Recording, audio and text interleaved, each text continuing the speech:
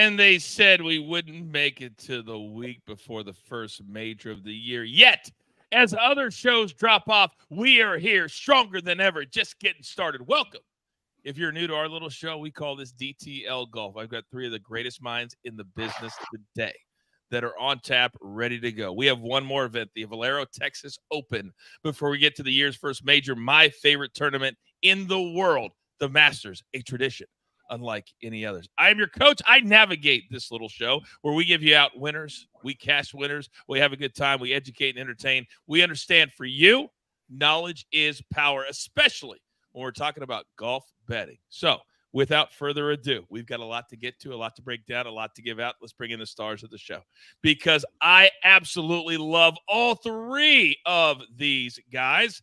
And first and foremost, he went toe-to-toe with the man who has made Augusta National his own personal playground over the years. He's a best-selling author as well, Mr. Steve Scott. Good afternoon, sir. Best-selling author. Well, that's news to me. Thank you, though, for that. You are to me. You are to me. Well, I appreciate you buying a couple copies there and supporting the team. But, yeah, a lot of fun this week. Texas Open. Let's get it on. And he is a PGA Tour winner, played for many years on the tour, and he has the best lettuce in the business, Mr. Robert Damron. RD, good afternoon, sir. Yeah, usually I try to cover it up, but it's gotten so unruly I can't even keep it under a hat right now, so you're just going to have to deal with it. We're going to deal with it. Damn it, right. we are. And finally, he is a world long drive champion. He's also what's your handicap? You're not even a scratch golfer. You're better than that. Plus what? Go. Yes. Last time I actually kept a handicap, it was in the pluses somewhere. I don't know, whatever. I can still play. I can still play okay. Yeah. When he says the last time I held a handicap, that means he can't have a handicap is what that means. That's kind of a tiny flex right there. All right, gentlemen, we got a lot to talk about today before we get to the 5 different categories where we give plays out as well. But first and foremost, Steve Scott, let me start with you. This week will be the final opportunity for a player, if they're not already qualified for the Masters, they have to win because the top 50 got locked in last week. But as we look at this, Corey Connors is the defending champion. We're coming off a week where Scotty Scheffler almost did it again. Have we arrived? Congratulations, by the way, to Steven Yeager getting his first win. Have we arrived to a point where it is Scotty Scheffler and everybody else? Well, almost. I think that the fact that he missed that short putt on the 72nd hole the other day, it might just put a little doubt in his mind, although he has been just so solid from tee to green. And we know at Augusta National next week, it is all about, hitting it long, hitting it high to small little areas. But we'll cover that next week in the coverage of our DTL Golf next week. But this week, really, yes, you have that opportunity to get to Augusta. That is really what so many of these players are looking forward to. But they're going to have to deal with the likes of a defending champion like a Corey Connors, like Rory McIlroy, who's getting his game prepared for Magnolia Lane. Guys like that. Ludwig Oberg is right up there as well, who's going to be one of those guys, one of the rookies who's going to have a chance to do really well here at TPC San Antonio as well. Yeah, he is playing for the first time as a pro in this event. He missed the cut a year ago. 4 of the top 10 players in the world, Fast Eddie, are at this event. Some players like to play the week before majors. Others do not. Rory does. As a player, and I'll probably piggyback this question with RD as well, when you look at it and you look at Malnati, he said, I never want to go until I qualify. He does. Steven Yeager gets his first win. There's a lot of first-time winners already in 2024, but now we have this. When you're looking at this to play before a major, would you do it if you didn't need to? I don't think I would. I think from a long drive perspective, I like taking the day off before I compete. So it just depends on what you want to do. Like if it hasn't worked in the past, if you've played well the week before and then you go into the tournament, into a major and you play well, then maybe you want to play the week before. If you haven't, maybe switch it up a little bit. So I think it's all kind of what have I done in the past that's worked and maybe keep doing that, or maybe let's switch it up, maybe play the week before or not play the week before, just depending on how you feel and how your game evolves, whether you take a week off, you might be a little rusty, or you want to kind of keep it rolling, especially if you're playing well, just kind of keep the train rolling. That's kind of what I would think. And I think that's RD where a lot of people fall is if you're playing well, as long as it's not 3 in a row, a lot of players like to tee it up, get on the PJ. Cool kids call the private jet. You know that, RD. And then they get to Augusta and you have a normal week. What would you do? You know, I don't think it's a one size fits all answer. It really isn't. I would have taken the week off probably if I felt like I was playing well. But you know, I was usually, you know, just barely into majors and trying to play my way into some kind of form going in. So I played quite a bit. But you know, I also used to be I'll name drop here. What the hell? I also used to be a member at Isleworth, and who else was there? Tiger Woods, when he was, you know, prime Tiger Woods, and he never played the week before. And I used to see him, and it was like unbelievable to me. He would go before Augusta, and we know how hilly it is, and he would practice off the side of the tee box. He would practice on the downslope at the front edge of the tee box, up slopes. He didn't practice normal. He practiced specifically for that tournament, and he came in more prepared than everybody. And when you factor in the fact that he's more prepared than everybody and better than everybody, he did pretty damn well at that tournament. It was not a fair fight a lot of the time. And let's real quickly talk about him, and then we'll get to our picks for the week. But we've talked about this for 4 or 5 weeks since all these signature events, Steve, have come and gone. And the last time we saw Tiger Woods was at the Genesis, withdrawing, throwing up everywhere, getting an IV, and we haven't seen him since. And now he's going to go to Augusta. He's going to walk this course, even though he knows this better than anybody. And he has several green jackets. I just don't know how he thinks he's going to compete when he hasn't stepped foot on a golf course in competition since February. Your take? Coach, I'm a little surprised he didn't play in the Players, given that all the hype and everything that's been going on between the PGA Tour and the PIF and everything, that he wouldn't put his presence there on a fairly flat golf course to test his game against the top competition in the world. And looking to next week, I mean, you know that, I mean, I guess we've heard that he took a visit to Augusta this last weekend. The weather was beautiful there in the 80s. And the weather looks pretty good next week as well, which he needs a warm Augusta, Georgia to play well, given his back and all. He's got all these injuries. So the warm weather is going to really help. And, you know, he's going to have an opportunity next week. But, you know, the fact that he has not competed, you're right. It's just one of those things that you cannot replicate that stuff at home at the Medalist. You can't do it. It's just not possible. I don't care whatever money you're playing for against all the guys down there. You cannot replicate the atmosphere. You cannot replicate the adrenaline that you feel over a 5-footer to save par, whatever the case may be. He does know the golf course better than anybody, but it's going to be a tall task. It's going to be great to see him, but it's going to be a tall task. And I guarantee you, he doesn't want to be the "it's great to see you" guy yet. No, not yet, but that's what he is. By the way, Steve, great to have your own personal fan base back in the chat this week. Your boy Big Cheesy, not only does he say clients and meetings gets pushed back on Tuesdays for DTL Golf. Oh yeah, my boy. Great to have Steve Scott back in the house. Eddie, did you and I get any of that with RD and Steve Scott gone last week? Yeah, I mean, was it have the guys? Probably the smoothest show we've ever had, Coach. I mean, it was rock solid, you know. I mean, to look at that head of hair in the top right corner is pretty special, though. I kind of missed it. That's very true. Yeah, very true. We got to get Steve Scott a little facial. He's the only one out of all of us without a little. I can't. I will be the shaved man. I can't grow anything, so I don't even try. I just shave whatever off pops out, and that's all I got. Did you repeat that last thing you just said? Get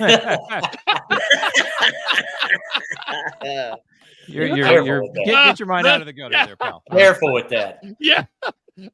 Fast Eddie, I'll ask you the same question about Tiger Woods, because we'd love to have him in the conversation of can he get it done? But when you got Scotty Scheffler playing the way he is, when you've got, let's not forget, John Rahm coming back, defending his title. You've got all these studs. Brooks Koepka, DJ has won here before at the Masters I'm talking about. It almost is starting to feel like it's a celebratory, hopefully 36 holes, but not a competitive. And that's sad to me. It is. I think all of us would love to see Tiger in the mix on Sunday. I think if he makes the cut, I think it'll be a win. So if we could see him on Saturday and Sunday, you know, they'll show every shot, regardless if he's shooting 74 or 75 or whatever. But with Scotty playing the way he's playing, you know, I had lunch today with my sports psychologist and swing coach, Scotty and Paul Dooland. And we were talking about that 5-footer that Scotty missed. Everyone's, I can't believe he missed it. It's 75%. The PGA Tour average is 75% from 5 feet. Now, you would think it would be higher, but with that pressure, not every 5 foot is the same. But it's just, I thought it would have been higher than 75%. We looked it up at lunch, and it's like, you know what? You can miss that putt. It's not a gimme. So, and he's putted so well. It's almost like, you know what? He missed one. Okay.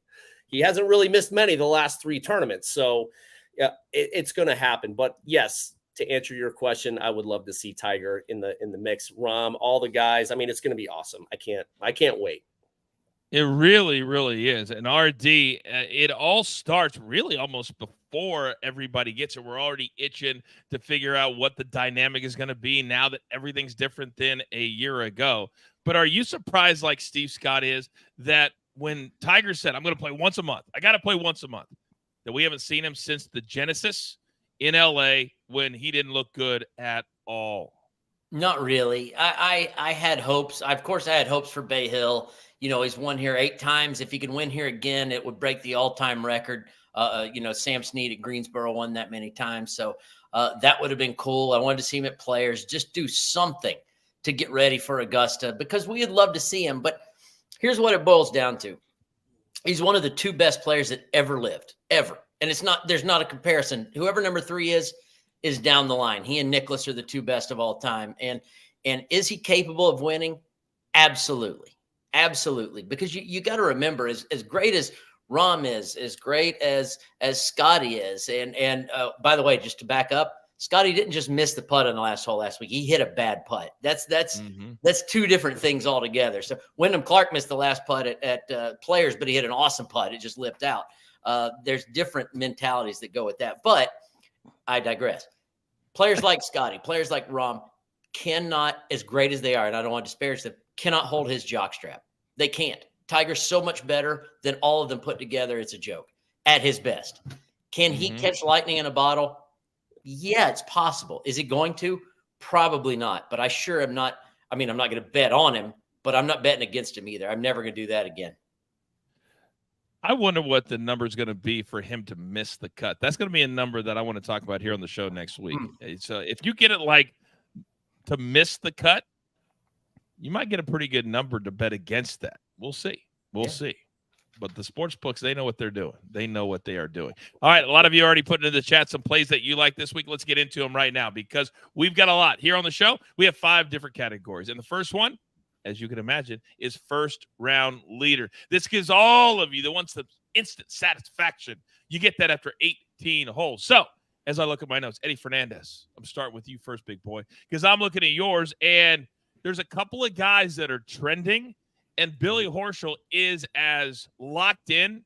You're worried about players looking forward. He's not one of them. Talk to me about these 2.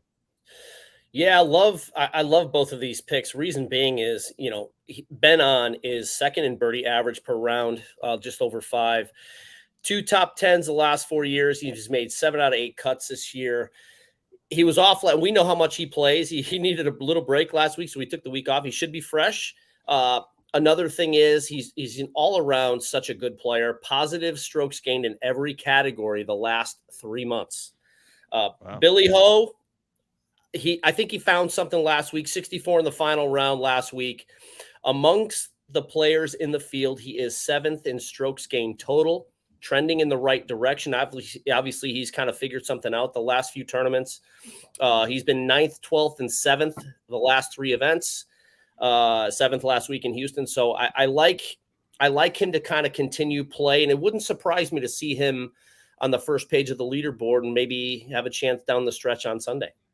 Yeah, it takes a player who is really, really intense to lock in a first-round leader. I like players that are really intense or really red hot, and both these guys are that. Now, Steve Scott, I'm going to come over to you because last week I had Tom Hoge over Alex Norton. Tom Hoge, top 20. I hit the top 20. Alex Norris decided that on Sunday he's going to shoot a 565 to bust me by 1 shot. So I'm not happy about it, but I respect where Norton's game is at. Talk to me here. And Alex Norton's found his game. I mean, the last 3 events, he's been on fire, really rock solid, to be honest. I mean, all top 20s. He's had a tied for 9th at the PGA National, the Cognizant Classic, 19th at the Players, tied 11th last week, like you mentioned. So, and he tied for 15th here in his only appearance last year. And I think the most important fact of the matter is with this category is that he's 5th in first-round scoring average this season. So he does get out of the blocks well as the tournament goes on. Second and third round, maybe he lets go a little bit, but he comes out of that blocks in the first round really well. And I think he's going to carry over some of that good play, that 5 under par from last Sunday, into this round tomorrow on Thursday, and just go ahead and continue that good play. And good play feeds on other good play. So Alex Noren plus 5,000, put a little something on him. You're damn right. Did you hear that? I did. I've got my paper. I've got my pencil. 5th first round scoring. So RD, I'm coming over to you because you're back in that play, but also you like a guy that's screaming from the mountaintops in a very, very subdued voice. Don't just make me a good putter coach when you're doing the events. Don't do that. Denny McCarthy. Talk to me on these two. Yeah, the general Denny McCarthy. You know what? I'm kind of changing the way that I look at this bet, this first round leader bet. And what does it take to shoot a good round, a really good low round? You can't do it without making a bunch of putts. So I'm going to start trending a little bit more towards the great putters. Alex Noren, Steve said everything about him, that I had. He is a fantastic and has been for years. And who's the best putter on planet Earth statistically over the last 5 years is not even close. It's Denny McCarthy. So a hot putter is what can take you low. Denny's got 2 top 20s and 4 appearances here. So I think over the next few weeks, and we'll kind of feel this out, how we're doing, I'm going to go with these hot putters, the guy that can get going for 1 week, maybe not hit it good enough to sustain over 4 rounds in a row. Not that they are barking dogs with other golf clubs in their hand. They're very good. But, yeah, I'm going with hot putters here. So I like both of these bets. I do not know how I feel about you actually doing homework or actually paying attention to what's going on the putting green. I don't know how I feel about it. Cats and dogs living together, man. Doesn't always work. Nope. But I feel like here it does. All right. You guys know if you watch DTL golf all the time, what do we say is our bread and butter? It is head-to-head matchups. This is the only bet we recommend putting a full unit size on. If you're a $100 bettor, then put $100 on this. Now, I'll take the 2 in the chat myself in a second. But, Eddie, I'm coming over to you because Colin Morikawa is making his Valero, Texas Open debut. So I see why you would fade him with the defending champion. But talk to me about both of these, Harris English as well. Boy, I looked at, and these are on BetMGM. I absolutely love these 2 matchups that I have picked. Corey Connors minus 118 over Colin Morikawa. Corey he's so consistent. Made 15 straight cuts, 2-time champ here. 6th in strokes gained, tee to green and approach, 7th in strokes gained total. He's just a rock solid ball striking machine. And he might be a little bit of a glimpse on who I might pick at that little place in Georgia next week. Just saying. Morikawa's losing almost a half a shot per round approach. Ball striking not up to par as it always has been. It's just been a strength. So I love Corey. He's about a shot better strokes gained total. And Colin's last 2 starts, missed cut and 45 at 45th at the Players. So Harris English over Tommy Fleetwood. Harris English minus 118.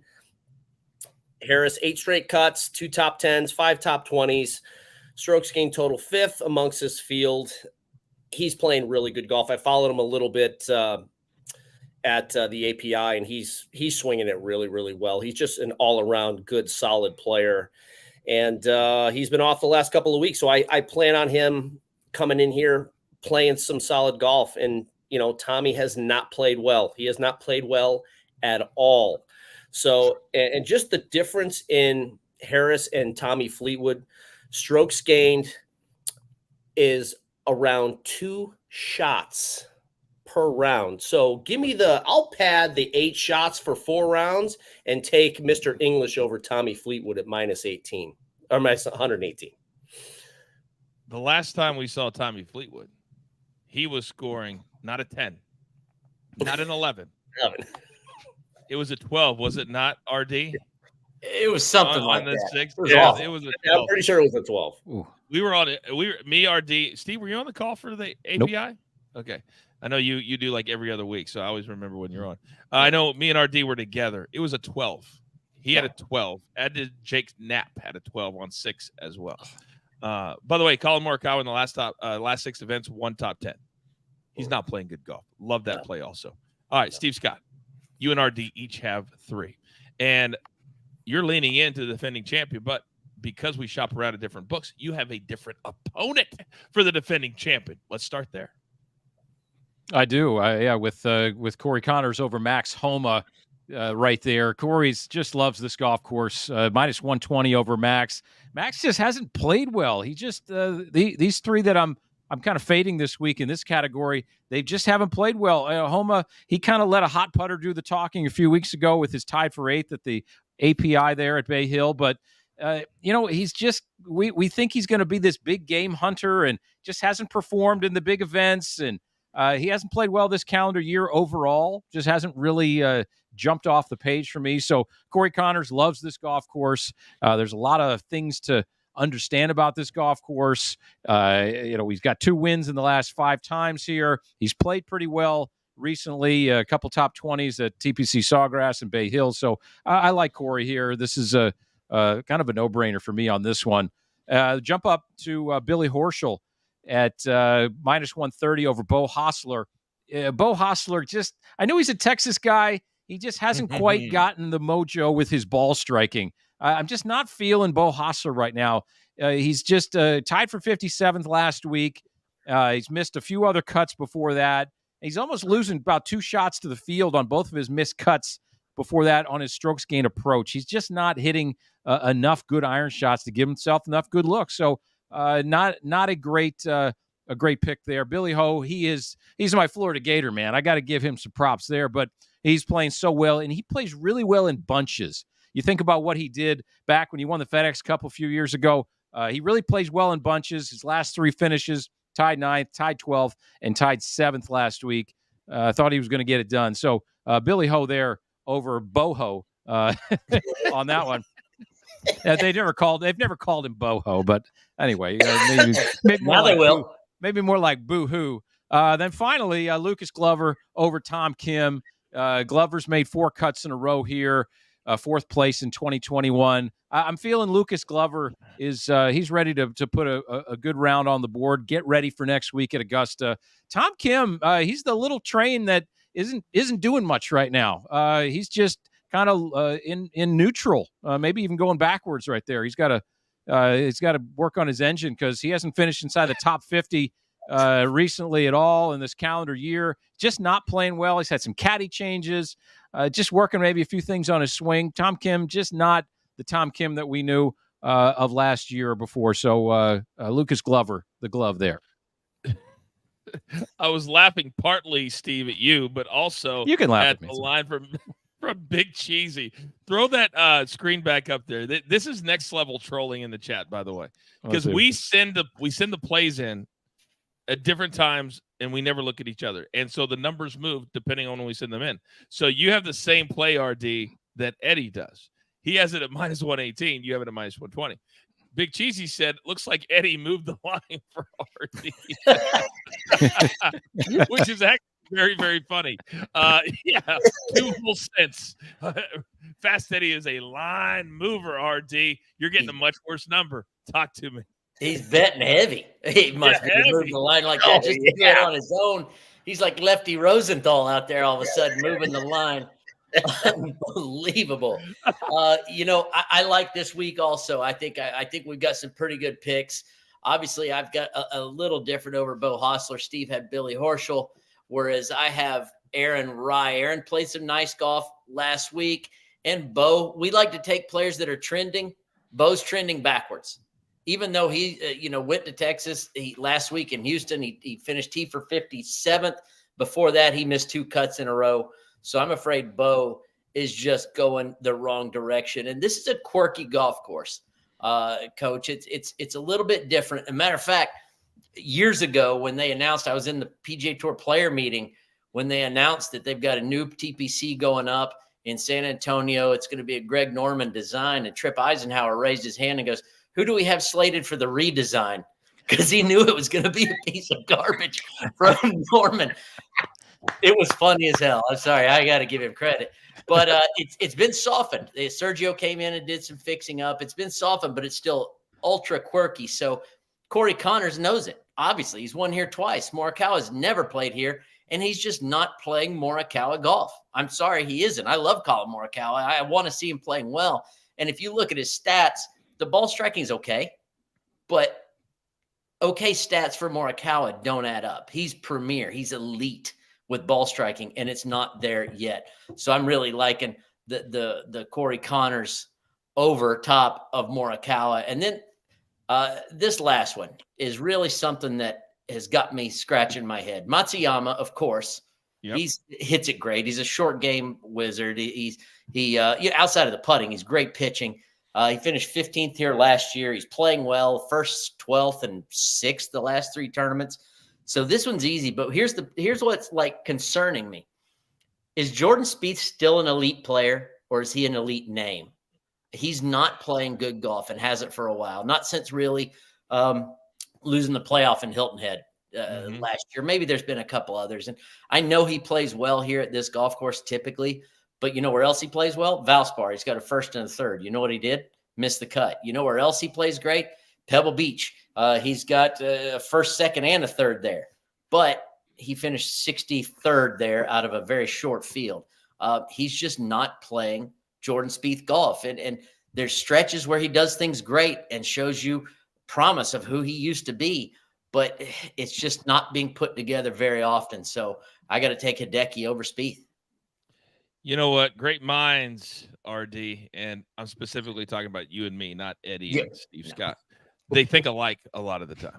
And in this instance, that's exactly what I was getting ready to tell the audience at home, that you can find names that the sports books refuse to give the proper number to, and this is exactly what we're talking about. Hideki should be minus 140, minus 150. He's not. He's minus 120. It's about finding a diamond in the rough. You could say the same thing on that Colin Morikawa pick for these two guys, is that Colin is a huge name. Minus 145, I'll take that all day. All day. But you got to find those numbers. You got to do a little of the work yourself or listen to my guys. Great job, RD. Next level kind of stuff. And by the way, Eddie, did you notice that little flex that RD made? He's like, as I was sitting in the PGA Tour players meeting. Yeah. Wow. By the way, and you know, all the flexes around here. God, oh my goodness. I don't even have one. All 3 of you have something. I've got nothing. 0. Yeah. All right. Artie, by the way, how did Tripp get in there? That's what I'm trying to figure out. It was I think he had a back key because he's janitor to the place. So he had a key to the back room. I think you're right. God, I love Tripp, man. He's so funny. Oh, I know. So funny. All right. Number 3. Little category we do here on DTL Golf. We call this finishing position, and how easily, the reason we tell you don't put a full unit on it is you could have a T13 heading into Sunday, shoot a 73, all of a sudden guys just go right past you. We saw it with several gentlemen last week. So here's what this looks like. Eddie Fernandes, I'm going to start with you because Ryan Moore is certainly trending. I want you to speak on that. But also, there's a lot of books, specifically BetMGM, I know, that has the different group betting, which I love. Let's start with Aaron Rye. Yeah. We've been talking about this the last few weeks, and I think I looked at this. There's only 14 guys from Great Britain and Ireland playing this week, and Aaron Rye finished tied for 7th. He only finished 2 shots back with Billy Horschel. And I'll tell you what, he really impressed me last week. While he was on TV quite a bit, watching him, just his mannerisms, how he was handling himself. And he is trending up, man. I'll tell you, I love what he's been doing. And I think with the other big names like the Fitzpatricks and the Rorys, I think they might be, not that they're not focused on this week, but I think they might be looking ahead a little bit. I love this plus 750 low Great Britain and Ireland player. And Ryan Moore plus 360 top 20, plus 900 top 10, 5th at the Valspar. He's had 2 other top 10s at this tournament the last 5 years. So his approach game is rock solid. He's 3rd there and tee to green. If he can putt decently, that's been his kind of Achilles heel. Hasn't really putted that well, but if he can just putt like just 0 strokes gained putting or just kind of be decent, I think he can have a really good week. So I love both of these picks. Ryan Moore, I think, is going to have a big week, and he, Aaron Rye as well. So that's why I went there with both of those guys. There's always one guy. There's always one name in the top 10 or top 20 that you go, oh, when did that guy show up? I feel like Ryan Moore is in that category. And hopefully we say that this week. Real quick, Big Cheesy, I promise you I would take on those two. Taylor Pendrith, love that. Davis Riley has not been playing well. He's had a couple of good rounds, but not finishes. I would take Pendrith over Riley and Fox over Toasty. Son. Toasty is playing good golf. Damn near won last week. Ryan Fox in the States has been terrible. And I mean terrible. Take Toasty over Fox. All right, Steve Scott, coming over to you, big boy, because I'm seeing a name. I'll be honest with you. I don't know that much about. I feel like I know every player. And if you ask me to spell it, even staring at it, I wouldn't be able to do that. Let's start there. Well, I don't know if you actually saw what I did, Coach, and this is a little homage to you. I got Triple H this week, right? We got Hesus Tooney, we got Harmon, and we got Horschel. So Triple H. Anyway, you just picked up on that. Anyway, respect. But love that. I got to give a shout out to Big Cheesy as well. I got to love. He says he gave me some love. He says Steve Scott is a sharp man. I really like the cheese reference there. You're Gouda, really Gouda.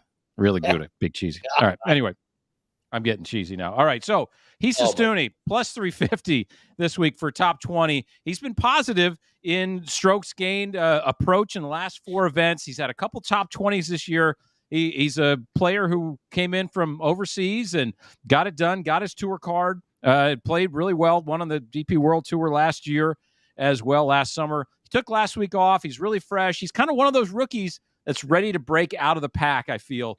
He's been just kind of knocking on the door. He's a name that he'll just kind of jump up on that leaderboard, and he's somebody you don't know, but he at plus 350 for a top 20.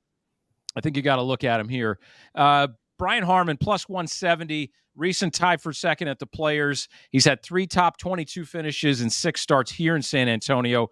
You don't have to be a bomber on this golf course. You just have to be kind of tough. You got to be able to weather the storm. Brian Harmon's a very tough competitor, and he can. You can make some high numbers on this golf course. But Brian Harmon keeps the ball in play really nicely. Is a great putter. Can get it done in the windy conditions. And then Billy Horschel. We've said so many great things about him, but a couple of additional things. In the past 16 rounds, he ranks 11th in the field in strokes gained tee to green. And in third in total strokes gained, only trailing Matsuyama and Ludwig Oberg in that category. And he's got 3 top 4 finishes here at TPC San Antonio. So I really like what he's doing on this golf course, and he's obviously playing great. So he plays well in bunches. That is so much amazing information. I'm just Triple trying H. to sit here and yeah, I was trying to figure if I'm going to, with WrestleMania on the horizon this weekend, and Steve Scott knew that it's time to play the game. One of the great, if you guys have never seen, did you like that? Yeah. Did you like that? Love it. You sound like Lemmy Kilmeister. You sound just like him. One of the greatest comebacks I've ever seen, Madison Square Garden, Triple H. He was, and I was there for all of this. He tore his entire, think about this, guys. There's your flex. Quad, there's your flex. Yep. Well, that's true. That's true. Imagine your entire quad being torn off the bone, the entire muscle being torn off the bone. You disappear to Alabama, the famous Dr. James Andrews. And then you got a camera on you for 8 months just working to get back. And then you come out 20,000 strong, New York City, Madison Square Garden. Greatest pop I've ever been in the arena for in my life. I'm getting literally goosebumps thinking about it right now. It was amazing. I don't think you can imagine. He wishes he had your money, though. Well, I mean, he would switch places with me in a heartbeat. Oh, yeah. That's what I'm saying. Actually, Big Cheesy was right there. No, he might. What's that? Subtle flex from the coach. Well, it was more of a right between the eyes flex. I mean, I was making it very clear that I was there. Very clear. So really, yeah. Rick says, I remember when that happened. It was amazing. And the other part of that flex, you want to talk about tough? He tore his quad and then wrestled for another 25 minutes. and had to be carried out. 25 minutes after the entire muscle off your. I mean, there's tough and there's next level kind of tough. That's Triple H. All right, now RD. Sorry, that ding gets me every time. I need to come to you because we have a couple of things we've got to hit on. First and foremost, your picks in the finishing position. That's the most important thing right now. Right. To me. Well, I kind of went a little softer. I got some top 20s that I liked, guys that are kind of trending my direction for a golf course like this, a quirky little golf course. Doug Gim, of course, we've actually picked him a lot this season, and rightfully so. He's been playing very solid golf, striking it really well, statistically hitting it great. He's fizzled a little bit since the Players Championship, not played quite as good the last couple, but plus 320 for a top 20, a guy that's again just had such a good season and hits it so good. I love it. Brendan Todd, tied for 6th at Arnold Palmer Invitational, had a great last couple rounds, and then at Valspar came in hot. I had him as my first round leader at Valspar, and he bogeyed the last 2, or he would have tied for it. So I still have a bone to pick with him there, but he played great, except he was 3rd to last group the last round. He had a lousy last round, but that's 1 round, no big deal. Brendan Todd's a guy that plays well in stretches too. So plus 280 on a top 20, and Joel Damon. I love this guy. He hits it very good. Again, look statistically. So it's a good pick, but I just think emotionally and professionally, he is sick of kind of floundering, and he wants to play better golf, and he's kicked it up a notch. He and his caddy Gino, I talked to them a couple of weeks ago, and they're really ready to start playing better and putting the work in. So I really like this bet for 2 reasons. One, it's just a good bet. I mean, we're here to put the right dollar amount on each bet. But 2, my heart a little bit. I want to see him play well. And then I did want to go for a top 5 pick because, I didn't want to go all top 20s. That's a little too soft. Alex Noren, playing really well, putts really well. We've already gone over him a couple times. So plus 650, top 10, love it. Oh, wait, well, to be clear, that's a top 5. A top 5 is a plus 650. So it is. Okay. It is. As soon as I said it, I knew you'd. It's okay. So a top 5 for Alex Noren. By the way, who was the player in tears on the green last week in Houston after the victory by Jaeger? It wasn't even Jaeger. It was Joel Damon, who was there celebrating his buddy instead of celebrating himself like we need him to do this week. A couple of housekeeping items, gentlemen. As you may have noticed, we have a very active chat today. And I don't know if you guys are aware of this, but over the years, people have compared me to different people, mainly Denzel Washington. Yep. It happens. It happens. RD, has anybody ever compared you to anybody? Ruth Bader Ginsburg. Yeah. They can't tell us apart. I see that. I also see in the chat, Moshe says, I mean this as a compliment, mostly because I'm reading Hellboy right now. RD kind of looks like Ron Perlman. Interesting. I used to get Donny Osmond when I was young, but before the hair turned gray, but I've never heard Ron Perlman ever. Thanks. If only we had a producer who was good enough to put up a side-by-side. I did. I loved what was the biker show? Not quite. I don't have wrinkles like that. No, there's no wrinkles there. Tiny little nose. Look at that guy's nose. It's the size of a pickup truck. Yeah, a jean jacket too. Nose. I don't know. Well, he was also in Sons of Anarchy, which I love that one. I loved it. So, love Sons of Anarchy. He was one of the main characters in that. So let's vote in the chat. If it's a yes, put yes into the chat. If you don't think there's any resemblance between RD and Ron Perlman, write hell no. Hell no. I'm going to go with a maybe. All right. RD, you can't blame me for that. I had nothing to do with it. I had nothing to do with it. Not at all. None. Never. All right. Category. That was great. Number 4. And this is what Fast Eddie likes to call home, because he's the only person so far this year that has picked an actual winner here on the show. And Steve Scott, I know it. And I love that it grinds on RD. I love that it grinds on Steve Scott. You can't pick Scotty Scheffler, though, this week. So. Well, right. I mean, it's like not going out on a limb or anything. I mean, I picked Nick Taylor at the Waste Management, which he won. Wow. And then, so Scotty, I mean, how can you not? I could pick Scotty every week. If I'm picking a winner, I wouldn't bet on it. But I mean, bet him to win. I know what you mean. I feel like you're getting hot. I feel like you're getting defensive. I'm really upset. All right. Well, why don't you back it up then and give me a person who will be in the Masters, and then give me a person who missed the cut here a year ago when he was still playing golf at college in this state. What? Yeah. You're up. Wow. Mr. Oberg. Yeah. He's only been playing for how many months now? 8 months on the PGA Tour. Incredible talent. I mean, what else can we say? We've been talking about him all year.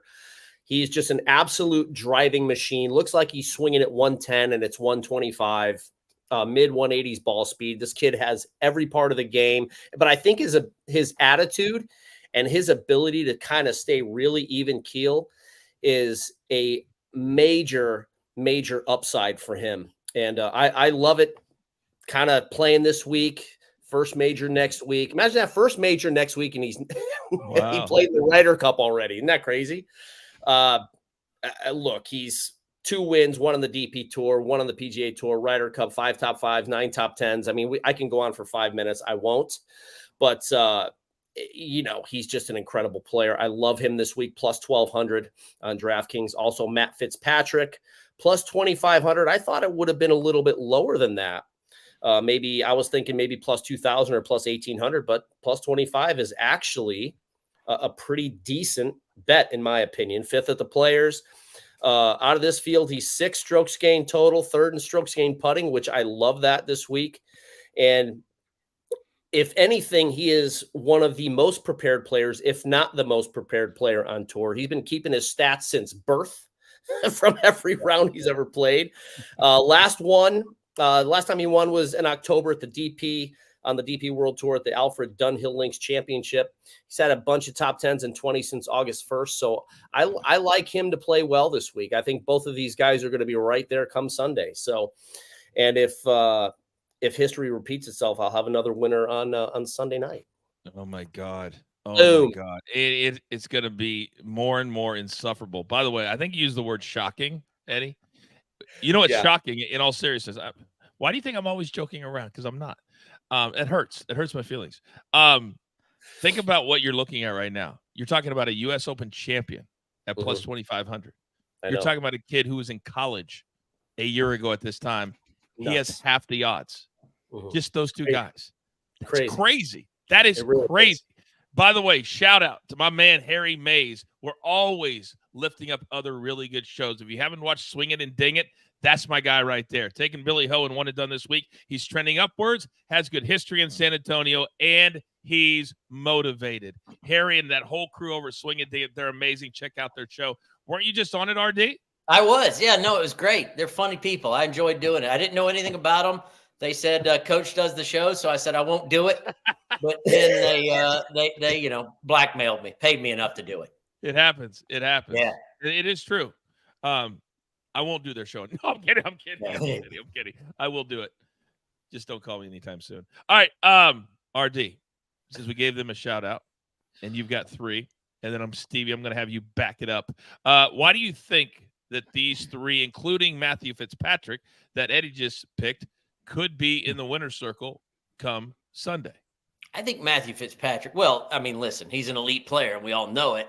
And I am also in total agreement with Eddie. I don't need to go through the stats. I don't need to go through how he's been playing, even though we know he's been playing some pretty solid golf. Those odds are long, I think, for a guy that good. 25-1. Matt Fitzpatrick on a field that's strongish at the top, but it's not the strongest field. A lot of these players like to take the weeks off going into that major, as we discussed. So, no, I think Matt Fitzpatrick, the only thing that maybe he might get a little bit looking ahead to Augusta, where he doesn't quite focus as much. So it's probably going to depend a lot on his first round. If he starts off a decent first round, I think he'll be right there. But if he doesn't, then yeah, maybe he'll look ahead to Augusta, and this will be a wash.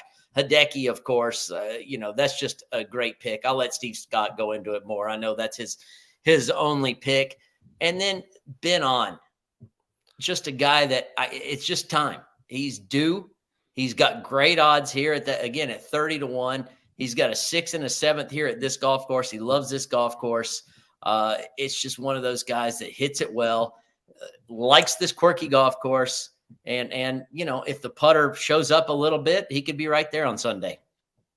Absolutely love the numbers, because you got to have a good number or it's not worth the risk when you're picking a winner in golf, period. You don't see any Rory McIlroys up and down there.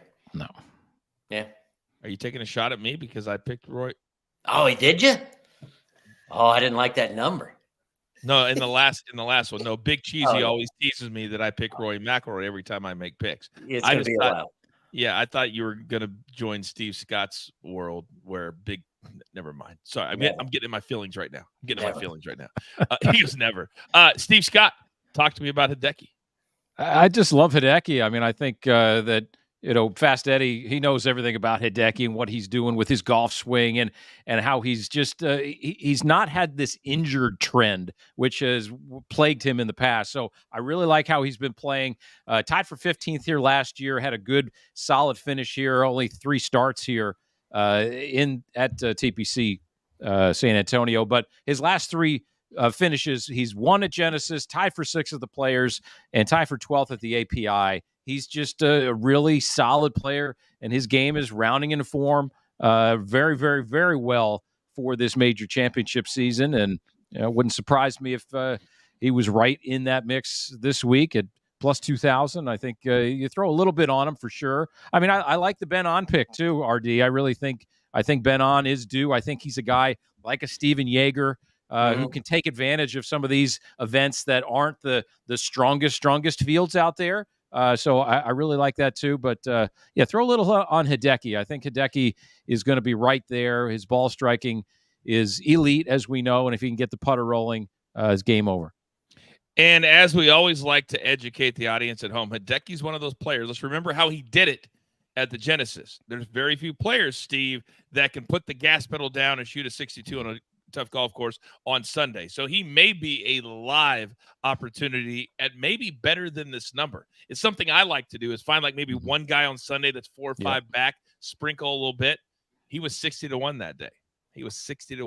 So he can do both. He can go from the start or he can come back on Sunday. Love all those picks, guys. All right. Now, Big Cheesy says, I'm looking forward to the look at portion. That's at the end. I get one final take at the end. We have one category left. And if Fast Eddie calls the winner section home, he calls this his happy place. You can run with that if you want.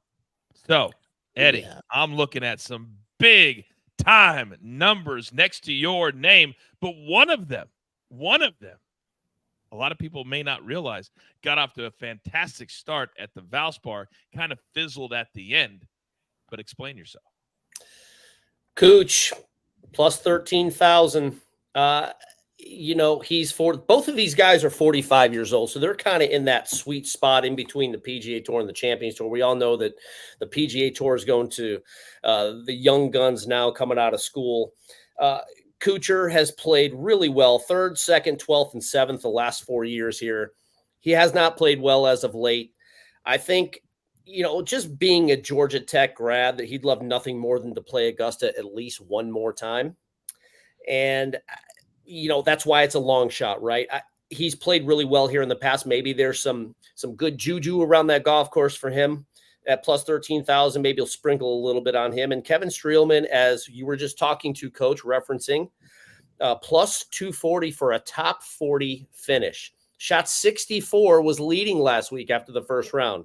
Didn't play that great on, Friday, Saturday, Sunday, but he showed some shades of really, really good, solid play. So he's just, you never know with him. He's pretty even keel. I like the way he wears his glasses as well on the back of his hat, and then he kind of puts them on after he putts. So, but at plus 30,000 for the win, that's those are pretty long odds. But for a top 40 finish, I think he may have figured something out, and I think he's going to play pretty well this week. I like it, see him make the cut and make the top 40. That hardcore RD. I'll be back. You kind of remind you should be in Top Gun 3. That's what you look like right now. Like Oh, you're yeah. the third iteration. That's right. Tom Cruise. Aviators. I just heard Eddie say he liked how he wore his glasses in the back of his hat. So I had him That's so right good. here. What would your I mean, call sign be, RD? Call sign. Yeah, You need a call what sign. would be your Oh, call sign? I heard a great one the other day. It was called, I actually played golf with a guy, and he was a fighter pilot, and they called him Mojo. And I'm like, okay, that's a nice name. And another guy goes, you know what that means? Mouth open, jammer on. That means he won't shut up. So everybody's Well, hey, instead of Mojo, you could be Boho. Bozo. Bozo. I just got that. By the way, speaking of Air Force guys, years ago I went to Afghanistan. I was up at night. They said, we're not allowed to have alcohol here. I said, okay, fantastic. Would you like a beer? I was like, wait a second. You literally just told me. And they literally proceeded to tell me the entire story behind the war and the Afghanistan base that you guys remember a lot of the prisoners of war that were taken from the 2001 incident. We were there. And it was crazy. Those Air Force pilots are another world. Another world. I'm telling you what. I wish everybody could have a visit like that or a trip like that. Mm-hmm. All right. I don't even know how I got to that, but you guys understand what I'm saying. All right. Eddie, you give me your 2. Mm-hmm. Steve Scott. This man, a lot of people might say, wait a second. I haven't seen this man's name in a minute. Well, then they must have been watching the first half of the Super Bowl because this cat was right there at the end. Explain yourself. I can't believe nobody's talking about Charlie Hoffman just a little bit. Plus 13,000. I mean, this is his playground right here. He's the all-time leading money winner at this event. He's won here in 2016. He's had 3 second-place finishes. He's already finished second place in Phoenix, like you said, on Super Bowl Sunday to Nick Taylor there. So, I mean, he's got some game right there. When you come back to a place that you've got some great feelings about, you've got to put something on Charlie Hoffman. I mean, gosh, I can't believe he's not a little better than this. And I know he hasn't played well in the last few weeks, but maybe a little shock to his system to be able to play a couple of the signature events out of the surprise that category there, the A on Swing 5. But you got to put a little something on this guy. He just loves this place. He comes back and he plays well time after time after time. So Charlie Hoffman, my man, the WM, the Green Glove guy, throw a little Charlie Hoffman love this week. I call this course his own personal piggy bank. Right. This dude's made more money here, just this tournament, than a lot of guys have made in their entire PGA Tour career. That's how good he loves this course. Yeah. All right, RD. Steve Scott just said, I think he said familiarity or understanding certain courses, something like that he just said. Well, Zach Johnson knows this course about as well as anybody possibly could. Let's start there. No, you're absolutely right. He was back-to-back winners here, and since then he's had a couple other top 10s. He had built up, I want to say it was 2018 or maybe 19. Sorry, I did not have the year right, but he built up a big lead on Saturday and kind of blew it. But loves this golf course. And I watched him at Valspar, and he was playing there, and he's still working his hind end off. He's working on drills on the putting green, over on the range, still trying hard. And I think that what motivates him is he is right on the fence of a Hall of Fame career. You know, a green jacket and an Open at St. Andrews is almost there. All the other wins, but if he can get one more, I think he almost secures himself there. One little last push. So I think that motivates him, and the odds are so great for a guy that loves this. Plus 30,000. Wow. And then Ryan Moore. We've discussed Ryan Moore already today. He's 12th strokes gained tee to green, and that's a guy that had missed 5 of his first 6 cuts. So he was hitting it good even when he couldn't quite figure out how to get the score together, and he has put the score together here in the last couple of weeks. He had a great weekend at Houston. He finished 5th at Valspar, proven winner, 5-time winner. So Ryan Moore, I like those 2 long shots. Worth just a little bit of a sprinkle, no doubt. Before we get to our parting shots, you guys know I love the chat, right? I would never openly criticize anybody. Never. No. I wouldn't. But when they start talking as we're trying to do this show, all the hard work that we put in and all of the hours and hours and hours, and you guys have the audacity in the chat to start talking amongst yourselves and then insulting a few of us. I'm dead serious. So when Joey says Coach gets expensive liquor bottles sent to him as if I'm above anybody, I do not agree with it at all. And then when Big Cheesy backs that up and says he sleeps with that Gold Bar whiskey, I have no idea what in the world they are talking about. Oh. Interesting. It just might be right here. Don't even know what you guys are talking about. I'll drop names. I'll drop bottles of whiskey. I'll drop anything. I don't give a damn. Joey. Here, can I get my little Eagle Rare in here too? What? I have a feeling that's an expensive bottle. It is. What's in it? Was expensive. He just went to take a drink out of an empty bottle and realized it was empty. No, it's not empty. Oh, snap. It does have something in there. Oh, yeah. Oh, I know the tax bracket you live in, RD. I don't really know how much that one costs. It was good. Okay. It was, right. Sometimes you got to splurge, Coach. You know it. Hey, my daughter tells me that all the time. Go see MJ the Musical. I just spent $500 on that the other day. All right. You guys know we have 1 week. Next week is going to be a supersized show for the Masters. We absolutely love the Masters. Hopefully we'll go live on a couple of those nights as well. But everybody is off PGA Tour Live because it's not a PGA Tour event. But as we head into this week, our parting shot, one final take before we get into the last PGA Tour event before our first major. Fast Eddie, let's start with you. Your final take this week. I think it's going to be very interesting come Sunday. If someone that is not in the Masters is on that first page of the leaderboard, maybe leading or maybe one back, I think the pressure is going to get him. I remember who was the guy from England, plays on Live? Ian Poulter. Yeah, Ian Poulter. Remember that a few years ago, maybe 5 years ago, yes. 2018, 19 or something. He came and he wanted to get in. So that was pretty special. I think we might see that this week. I think there's just, it's such a cool event because, if you win, if you're not in the Masters and you win, you're literally playing next week at one of the greatest places on planet Earth. So I think it's going to be a fun weekend before Augusta next week, and can't wait to get it started. 4 of the top 10 players in the world are at the Valero Texas Open this week. If they're not already qualified, the winner will get that ticket and will head to Augusta. And good luck trying to find a house at this late time to rent. You'll be paying a lot of dough, $40,000, $50,000 a week. I kid you not. Steve Scott, talk to me. Yeah, think about who's won this event right here at TPC San Antonio in recent history. We got Corey Connors when he won the first time. He was a Monday qualifier that year. Andrew Landry's a guy who's not on your radar screen. JJ Spawn won last year, punched his ticket to Augusta. And he wasn't on anybody's radar screen. I think it's going. You got to look down the list this week. I'm not.